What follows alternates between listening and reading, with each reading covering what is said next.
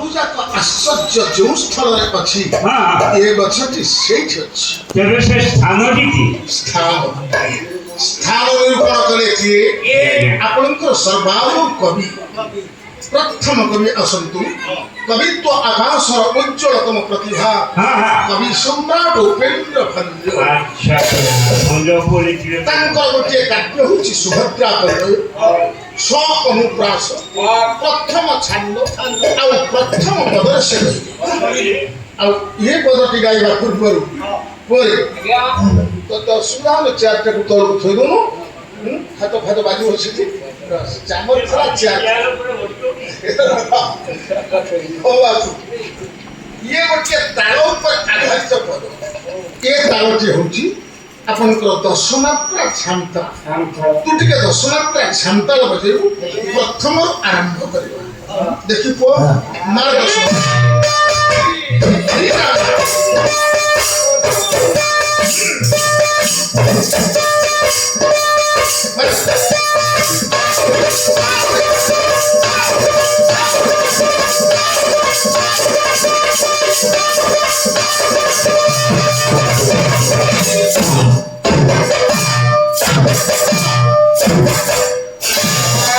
चमत्कार दशमात्रा झांक वो लय को लक्ष्य कर से बाधा अन्य लिखिए बाबू राजा सिंधुता श्री पुरुष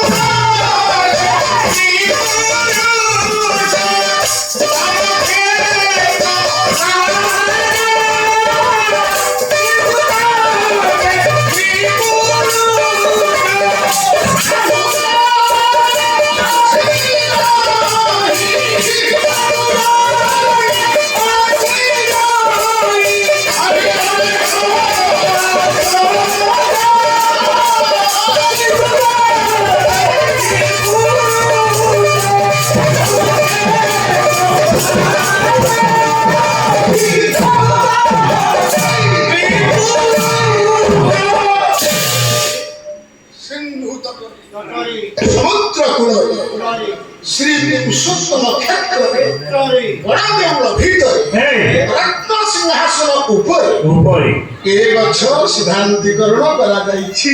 आया संपूर्ण हो रहा आमे कोन जाई पुरी जाइनु ना बड़ देव भीतर को जाइनु आपण गाय खबरी जहा कहिबे आमे सबसे हम माने केबे पुरी बड़ देव भीतर रत्न सिंहासन ऊपर जगन्नाथ बलदेव सुभद्रा सुदर्शन चतुर्था मूर्ति अच्छे मंदिर भीतर बस देखी जाए देखी जा नहीं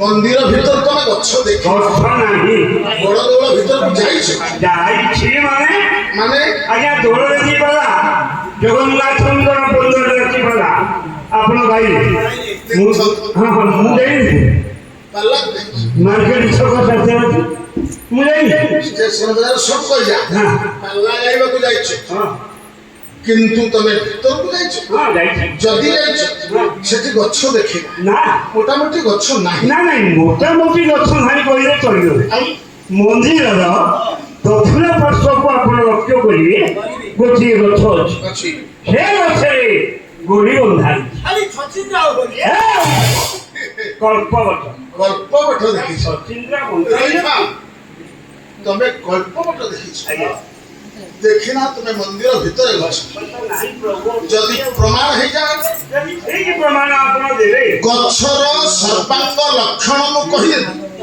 आपे आपे बुझी जीव से गछ हां लक्षण बुझी हां जस्याग्रे पत्रमेकं एकपत्रं जस्य अग्रे आगे बुझाउनी केवल श्लोक अर्थ करछि आउ ठीक ओडिया कर दियौ जो गछर अग्रभागरे सर्वोदय हला एक पत्र हेमंत वृक्ष होउछि घी कुमारी गोटे गोटे फलक पत्र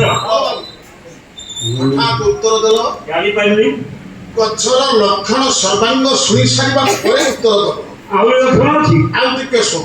କୁହନ୍ତୁ। ସେଇ ଯୋଉ ଗଛ ହଁ ଅଗ୍ରଭାଗରେ ଗୋଟିଏ ପତ୍ର ଦେଖାଯାଇଥିଲା, ତା ମଧ୍ୟମ ସ୍ଥଳ ଆଜ୍ଞା ବିନା ଡେମ୍ଫରେ ଦୁଇଟି ଶାଖା ପତ୍ରର ଉତ୍ପତ୍ତି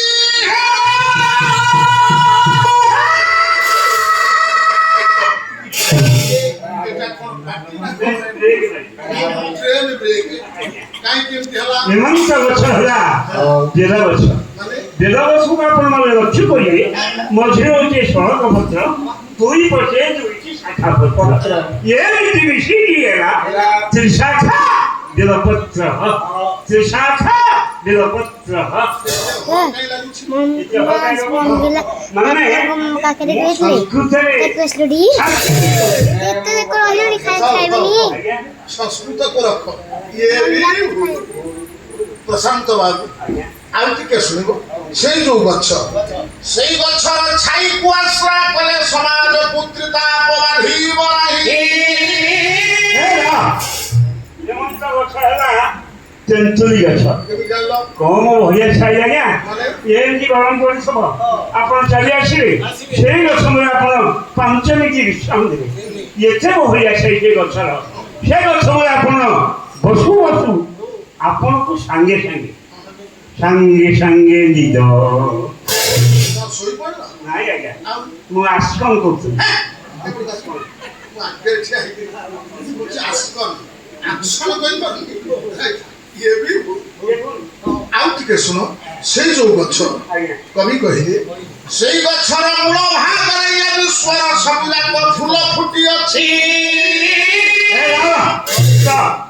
ହେମନ୍ତ ଗଛ ହେଲା ଗିରିରି ଗଛ। ଗିରିରି ଗଛର ମୂଳ ଭାଗକୁ ଆପଣମାନେ ଲକ୍ଷ୍ୟ କରିବେ, କଣ ଦେଖିବେ? ଖାଲି ନେନ୍ଥା ନେନ୍ଥା ଫଳ, ନେନ୍ଥା ନେନ୍ଥା ଫଳ। ହାତ ଆସି ମୋ ମୁହଁରେ ବାଜିଲାଣି। ମୁଁ କହିଲି ଗଛର ମୂଳରେ ଫୁଲ, ମତେ କଣ ଫଳ ଦେଖେଇଲ? ଆଜ୍ଞା ଫୁଲ ହେଲେ ତାପରେ ଫଳ ହୁଏ ନା। ଜିମିରି ଫୁଲ ଏ ବିଶ୍ୱରେ କେହି ଦେଖିନି, ସେ ଫଳ ଗର୍ଭରେ ଥାଏ। କିନ୍ତୁ ମୁଁ ଖାଇଛି। ମାନେ ସକାଳୁ ମୋ ଝିଅ ଯିବ ଆମ ବାଡ଼ିରୁ ତୋଳିକି ଆଣିବ, ତାକୁ ଭାଜିବ, ମୁଁ ପଖାଳ ଖାଇ ବୁଲିବାକୁ ଯାଅ। ବଜାଇ ସେ ଫୁଲ ଦେଖିବାକୁ ଭାଇ ହଳଦିଆ ହଳଦିଆ ଏତେ ଏତେ ଲମ୍ବା ଜାନ ବାପା ମାରି ଯାଇଥିବ, ମାରି ଯାଇଥିବ। ସେ ହେଲା କଖାରୁ ଫୁଲ ବିବିରି ଗଛରେ ଲଟେଇଛି। ଆରେ ବାବୁ ମୁଁ ମୂଳ ଲକ୍ଷ୍ୟ କରିନି। କାହିଁକି ଆସିଛ? ଇଏ ବି ଭୁଲ।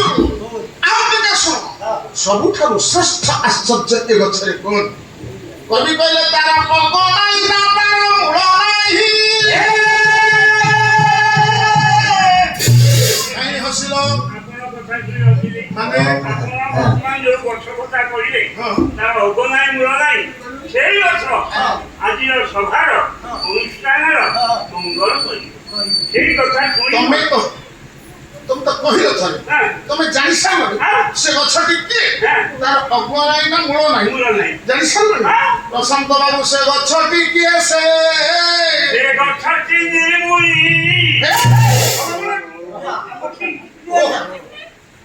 ନିର୍ମୂଳି ନିର୍ମୂଳି ଗୋଟିଏ ଲତା। ମୁଁ କହିଛି ବୃକ୍ଷ।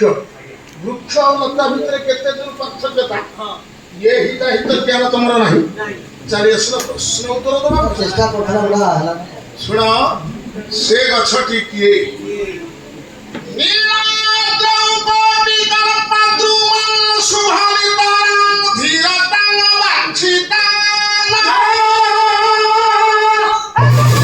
ନୀଳାଦ୍ରି କଟକରେ ଶ୍ରୀ ପୁରୁଷୋତ୍ତମ କ୍ଷେତ୍ରରେ ବଡ଼ଦେଉଳ ଭିତରେ ରତ୍ନ ସିଂହାସନ ଉପରେ ଆଜ୍ଞା ସେ ଗଛ ଆଉ କେହି ନୁହେଁ, ଜଗଦା ନନ୍ଦ ଗନ୍ଧାୟ ପ୍ରଣତାର୍ତି ହରାୟ ଚ ନୀଳାଚଳ ନିବାସାୟ ନାଥାୟତେ।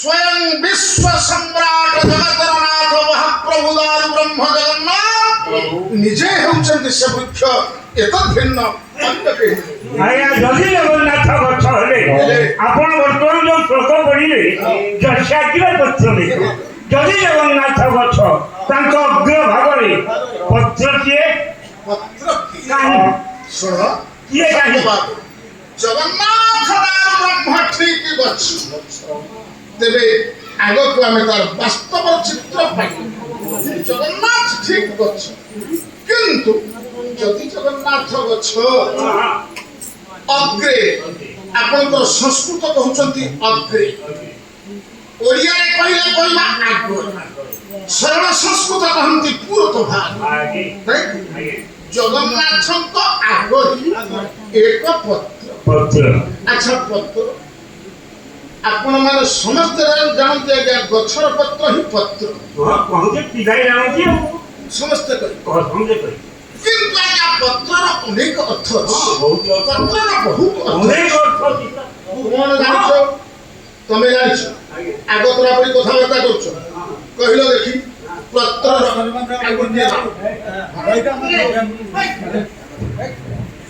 ପାଲା ସମୟରେ ଏସବୁ ଠିକ ନୁହେଁ